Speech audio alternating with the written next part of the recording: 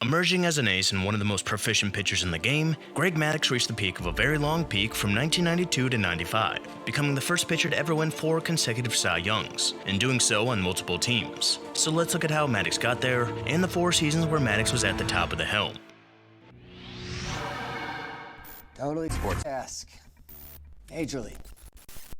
Greg Maddux was born in Texas, but spent a majority of his childhood in Spain as his father, who was in the Air Force, was stationed there. Him and his brother, who would also later play in the majors and is currently the pitching coach for the Rangers, worked under Ralph Meter, who was a former scout who told them to value movement and location over velocity, and Maddux said he didn't know why, but he believed it. His brother would get drafted in 1982, and 2 years later, scouts were back for Greg, and because of his skinny frame, many scouts were left unimpressed. But the Cubs saw past that and picked Greg Maddux in the second round of the 1984 draft, and he would elect to sign instead of playing at Arizona, and Maddox would move up pretty quickly. After half a year in the rookie league, he would pitch in Single-A in 1985, posting a 3.19 ERA in 27 starts, and in 1986, he would start at Double-A and go up to Triple-A before September, posting a 2.91 ERA. And with this, he would get called up to the majors to start September, and Maddox's debut was very odd. The first reason it was odd was it came in a continued game that was suspended the previous day. The game resumed in the top of the 15th, and the reason it had to be suspended is because of darkness, as Wrigley Field did not have lights yet, which is very hard to believe in the year of our Lord in 1986. And another thing that's very hard to believe is that Greg Maddux's first major league appearance came in the 17th, not as a pitcher, but as a pinch runner. He didn't score, but would make his first pitching appearance the next inning, where he gave up the go-ahead home run and would take the loss in a game started by Nolan Ryan and Jamie Moyer, another rookie who would pitch 4 more seasons than Maddox, while also being 4 years older. But 4 days later, he would get to make his first major league start, and it would really be a sign of things to come. As in his start in Cincinnati, he would pitch a complete game despite giving up 11 hits, while giving up 3 earned runs and striking out 4 to win the game. But his next 3 starts weren't as great, as his ERA sat at 6.17 after 3 straight starts with a loss. But his final start of the season was one he was going to remember, as opposing him on the mound was his big brother Mike, thus marking the first time rookie brothers pitched against each other, and the younger brother would come out on top, as both would give up 3 earned runs, but Greg lasted 7.2 innings, while Mike lasted just 3, as Greg would get the win. In 1987, Maddox would make 4 starts in Double-A, where he went 3-0 with a .98 ERA, but in his 30 games in the majors, he struggled, as his 5.61 ERA would be the worst of his career, as he also had the worst walks per 9 of his career, and his worst winning percentage. But 1988 would be when he began to flourish. He made his first All-Star game after posting a 2.15 ERA in the first half, and would finish the season with a 3.18 ERA, lowering his walks per 9 by 1.4 points, as this began the first of 15 seasons where he would win at least 17 games. And in 1989, he would emerge as the ace of the Cubs, as for the first time in his short career, he would finish with an ERA under 3, and for the first time would garner Cy Young votes, as he finished 3rd. And he would make his first ever postseason appearance that year, and it didn't go so well, as he gave up 8 earned runs in 4 innings to the Giants in Game 1, and his appearance ended after he gave up a grand slam to Will Clark in the 4th. And Maddox claims that during the mound meeting before the at-bat, Clark read his lips that said, "fastball high and inside." And from then on, Maddox would always cover his mouth with his glove during meetings on the mound. He would pitch again in Game 4, which was a little better, not saying much, as he earned a no decision in 3.1 innings before the Cubs were eliminated the next game. And he would have similar seasons in 1990 and 91, posting a 3.4 ERA in those 2 seasons as his workload increased, throwing exactly 500 innings over those 2 seasons. And these 2 seasons showed how Maddox was most effective, as his 3.46 ERA in 1990 is low, considering he gave it the most hits in the league at 242. Maddox was always effective in getting out of jams, and another huge part of that was his ability to field his position, as 90 and 91 gave him the first of many gold gloves, more than anyone in history at 18 to be exact, and those 2 years would carry him into the next 4, where Maddox would go from being one of the best pitchers in the game to the best pitcher in the game. For what the season would become, Maddox didn't start out ideal, as his ERA was at 3.48 after his 6th start, which saw him give up 4 earned runs over 7.1. But in his next start, in which he threw a complete game and gave just 1 earned run, his ERA dropped to 3.04. And after his next start, in which he gave up 1 over 7, and never dropped below 3 again. At the All-Star break, his ERA was at 2.4, 1.4 points lower than it was the year before. And as a result, he made his second All-Star game, where he would come in relief of his future teammate in Tom Glavine, who started not go well as he gave up 5 earned runs in 1.2 innings, while Maddox gave up 1 earned run in 1.1 innings with a home run to Ken Griffey Jr. And in the second half, Maddox would be even better, as in his final 16 starts, he would post a 1.93 ERA with 93 strikeouts and a 10-3 record, which gave him 20 wins, which tied him for the most in the league. He also led the league in innings pitched at 268, while also leading in ERA+, FIP, WAR, and home runs per 9 at just .2. And with this, he garnered 20 of 24 first-place votes to win his first Cy Young, over the person he relieved in the All-Star game in Tom Glavine. And after that historic season, he was a free agent. And throughout the season, negotiations with the Cubs became strenuous, with both Larry Himes and Maddox's agent, some unknown guy named Scott Boras, saying the other wasn't acting in good faith. So eventually, the Cubs decided to pursue other free agents, obviously something they would go on to regret. And eventually, Maddox would officially leave Chicago after 7 seasons and head to Atlanta to join the Cy Young runner-up and the defending National League champions in the Braves, who now had the best rotation in baseball and one of the best of all time. And funny enough, to open the 1993 season, he would go against his now former team in Chicago at Wrigley Field. And he would best them after throwing 8.1 shutout innings and a 1-0 win, meaning his ERA was at 0, and it would balloon to .52 after his next start where he gave up 1 over 9 innings, which resulted in a no decision. And just like the previous season, he would have an early rough patch by his standards, as his ERA went up to 3.48 after pitching just 4 innings in a loss to the Cardinals on April 25th. But 2 starts later, including a 10-inning performance against the Cardinals after the 25th, his ERA was back under 3, and it would never reach that again. And his first half actually ended up being worse than it was in the previous year, as his ERA was .43 higher than it was the previous year despite having more strikeouts. And he did not make the All-Star team because of this, as Smoltz and Glavine got to go and have fun. But again, like the previous year, he was even better in the second half, only this time, he was even better. In his 16 starts, he posted a 1.79 ERA, striking out 5 per game while averaging just over 1 walk per game. His second half would again bring his total wins to 20, which this time couldn't best his teammate in Tom Glavine, but he could best him and everyone else in ERA, innings pitched, complete games, ERA+, FIP, and WHIP. And this time he garnered 22 first-place Cy Young votes to take home his second straight award, beating out his teammate in an underrated year by Jose Rio. And when you have 2 of the top 3 in Cy Young voting along with John Smoltz and an incredible offense, it's not surprising when you win 104 games and the NL East. And they would go up against the Phillies in the NLCS. And Maddox was second in the rotation. And after the Braves lost Game 1 in extras, Game 2 became huge, and Maddox would handle the pressure, pitching 7 innings, giving up just 2 earned runs, and striking out 8. And it's also a lot easier to pitch when your team scores 14 runs. And while his Game 2 start was important, after the Braves lost 2-3 in Atlanta, the entire season was on the line as Maddox took them out in Game 6. And it didn't go so well, as he gave up 6 runs over 5.2 innings, which would be all the runs the Phillies scored, as they won 6-3 to win the pennant and beat the Braves. Something we've seen play out a few times recently. But the Braves weren't going away, and neither was Maddox, as 1994 would be historic for a multitude of reasons. Just like 1993, Maddox started things out in dominant fashion, as instead of facing a past team, he would face a future team in the Padres, and he would give up no runs over 8 innings, while walking none and striking out 7. And after 2 starts last year, his ERA was at .52.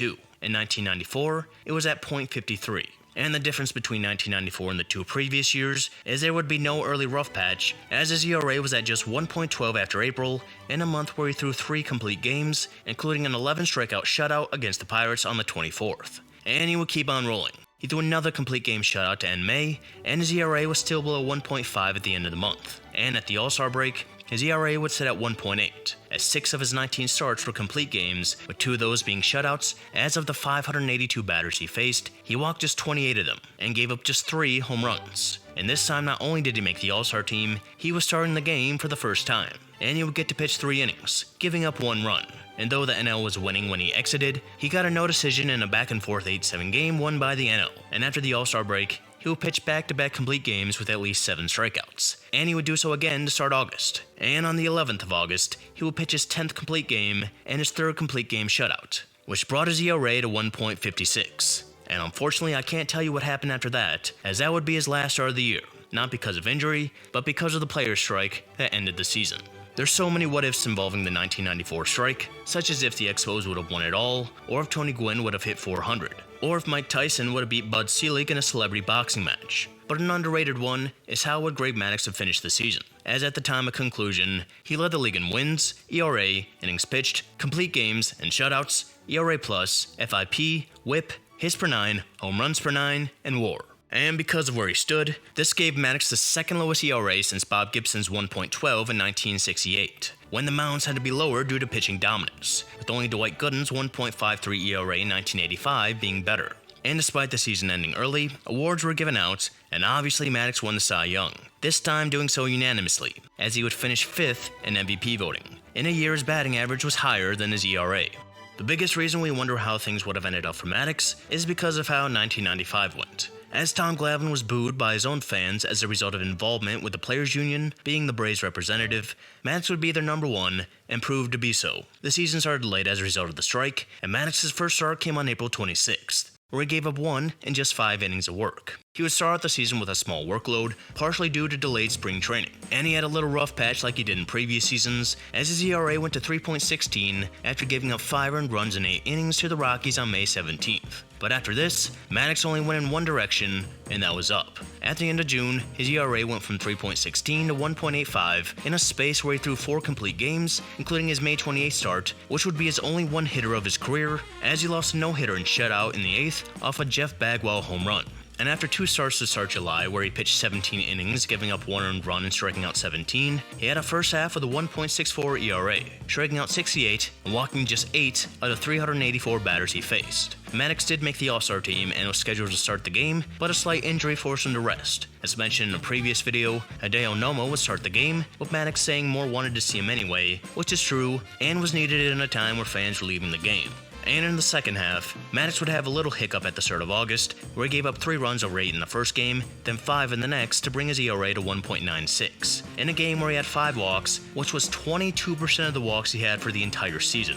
But he would rebound after this, throwing a complete game shutout on the 20th, and in September, he gave up 1 earned run in 31 innings, and that 1 run came in a game where he pitched just 1 inning and had to exit early. And this brought his final ERA to 1.63.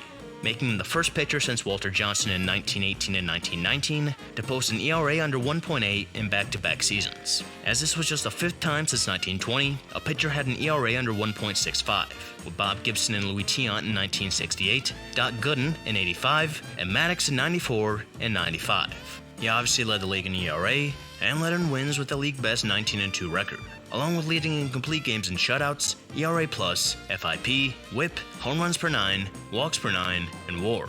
Basically the categories he led in for 4 straight years. And for the second straight year, he won the Cy Young unanimously, with at least one of his teammates looking on. And in MVP voting, he finished 3rd to Barry Larkin, in what many consider to be a robbery. Just from the stats, you may think Dante Bichette deserved more even if he played at Coors Field. But the main argument is Maddox was easily the best pitcher in the league, on the best team in baseball, in a season where he walked 23 batters in 209 innings, with a second straight season where his ERA was under 1.65. And he went 19-2 in a time where pitching record had much more emphasis. And you can argue Larkin wasn't even the best player on his team, as Reggie Sanders had a higher WAR and beats him in every power category, along with stealing 36 bases. But this was a terrible year for voting, as Albert Bell was also robbed in the AL MVP voting. But Maddox had a chance to showcase how valuable he was once again, as the Braves were at the top going into the postseason. And something that came out of the 1994 strike was playoff expansion, and now the Braves were playing in the first ever NLDS. And Greg Maddux had the challenge of facing the Rockies in Coors Field in Game 1, and he would go 7 innings, giving up 3 earned runs. And 3 earned is actually very low, considering he struck out 0 and gave up 9 hits, which ended in a no decision as the Braves would win 5-4. And the Braves would win Game 2 but not Game 3, putting Maddox back on the mound with a chance to win the series. And despite getting to pitch in Atlanta, he pitched just a little worse as he gave up 4 over 7 with 10 hits and 7 strikeouts. But the Braves scored 10 for plenty of support as they won the series. So Maddox and the Braves bested one player who received more MVP votes than Maddox, and now they were going to get their chance to best the other, as they were going up against Barry Larkin and the Reds in the NLCS. The Braves won the first 2 in Cincinnati in extras, putting a lot less pressure on Maddox in Game 3, and he wasn't fazed either way, as he would throw 8 innings, giving up just 1, while allowing 7 hits and striking out 4. And the next night, the Braves would win 6-0 to win their 3rd pennant of the decade, and now Greg Maddux would finally get his chance to pitch in the World Series. And he would go up against the Cleveland Indians, who featured the player just mentioned, who was robbed of AL MVP, and Albert Bell. The sweep gave extra rest and allowed Maddox to start in Game 1, and on the biggest stage, he delivered. He gave up an unearned run in the first and in the ninth, and that was it, as he threw a complete game with no earned runs, giving up just 2 hits, as he bested Oral Hershiser to give the Braves a 1-0 lead. The Braves would take 2 of the next 3, meaning they had a chance to win the World Series with Maddox on the mound in Game 5. Maddox gave up a 2-run home run in the first to Albert Bell, but cruised after that as things were tied going into the 6th. But in the 6th, he gave up 2 RBI singles to Jim Thome and Manny Ramirez, which would be the difference in the game, as Cleveland ended up winning 5-4 as Maddox took the loss. But they still had a 3-2 lead, and Maddox was fully prepared to pitch into Game 7. But that wasn't necessary, as Tom Glavine would throw 8 shutout innings in Game 6, as the Braves would win 1-0 to win their first World Series in Atlanta. A perfect culmination for the best team in the NL in the 90s, and a great finish for the 4-year peak of Greg Maddux.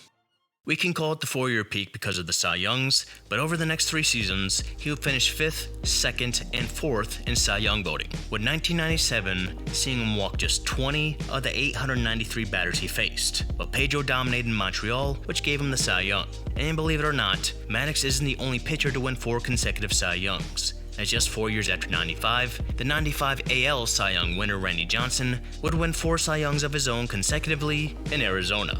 I also did a video about his 4 years, and comparing their 4 Cy Young seasons, you can clearly tell the different type of pitchers these two are just from the strikeout totals, and you can also see it in the walk totals, both insanely effective in different ways in an era dominated by hitters. And something you may take away from Maddox is that 2 of these 4 seasons were complete seasons, but 94 and 95 were right there with the greatest 2-year stretch a player's ever had. In those 2 years combined, he had a 1.6 ERA, surrendering less than 300 hits, and of the 1,559 batters he faced, he walked just 54 of them, and only 12 of those 1,559 hitters would hit a home run off him. Just an absolutely absurd 2-year finish to a 4-year stretch with Cy Youngs, and topped off with the World Series and many glorious hot tub experiences throughout.